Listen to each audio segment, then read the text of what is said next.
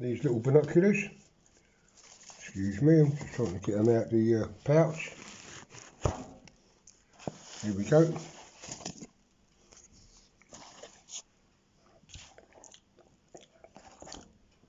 The USCAMEL or USCAMEL, whatever you want to call them. And here they are.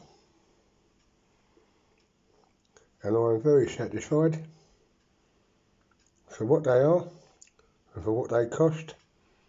They're a very nice and compact pair of binoculars which have got quite a good range for the size. So I'm going to give it 5 stars, and for people that give it less, then you've got to be a very fussy bunch of people, because I think they're excellent. Well done.